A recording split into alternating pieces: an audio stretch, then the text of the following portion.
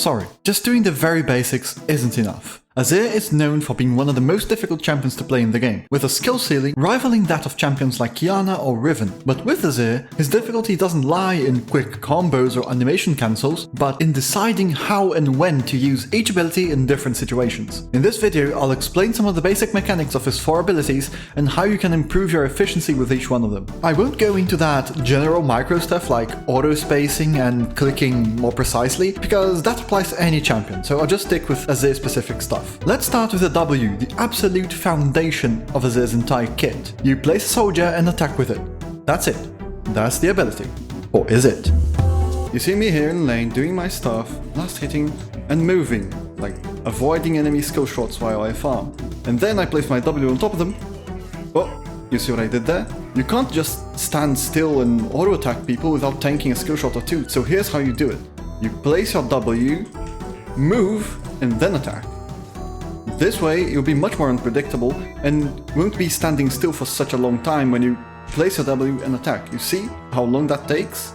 That's a death wish right there. Now for his Q, this is probably one of the most important things you need to learn on Azir. And it's very easy to do too. You just need to know when to use the Q, because the why and how is very simple. You have a soldier, soldier isn't on top of enemy, Q to throw soldier onto the enemy.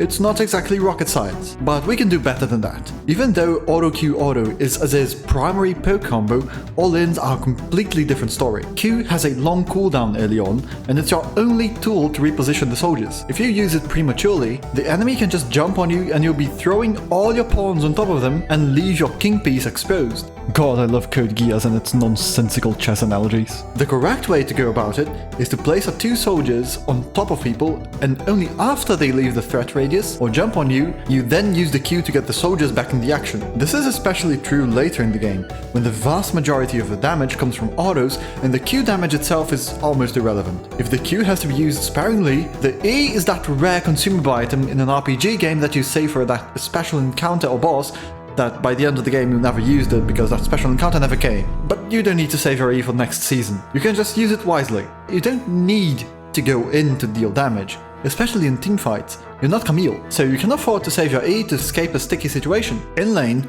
the E is the one thing that makes Azir super broken in pro play, because he's practically ungankable, so saving it is extremely important. But if you have vision of the enemy jungler, slamming yourself onto the enemy laner is not such a bad idea for an all-in, since not only do you get an extra soldier charge, but the shield and modest damage you deal with it should be enough to win many trades. Another little trick that not a lot of people realize that Azir can do is extend the range on his dash by using terrain. You know the Strict Ward? The way it works is that the game tries to place it outside of terrain on the nearest spot to your cursor, like this. The same applies to your soldiers. Whenever you place it when it would be colliding with terrain, Azir will try to place it as close as possible to your cursor, so you can place it beyond your usual range and massively extend your dash. Finally, we get to Azir's ult, the big wall of pain. It works 100% of the time, 80% of the time.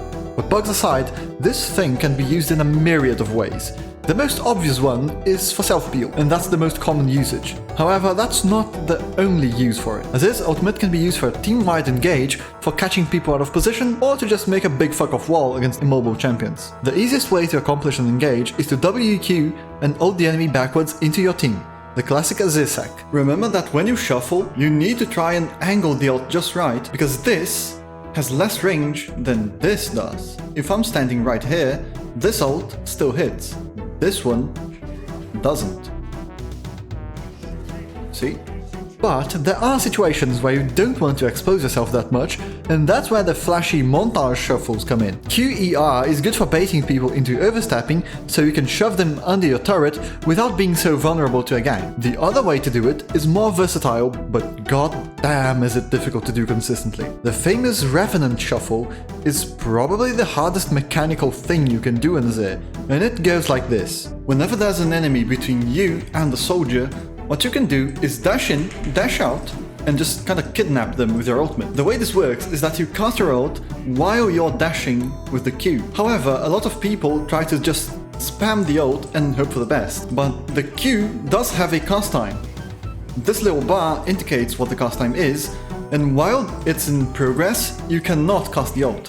And this is why sometimes it just doesn't come out. Your best bet is to go in and go out, and just double tap the ult. That's the most accurate and precise way to do it, because if you just spam it, you might just cast the ult incorrectly, as I did there.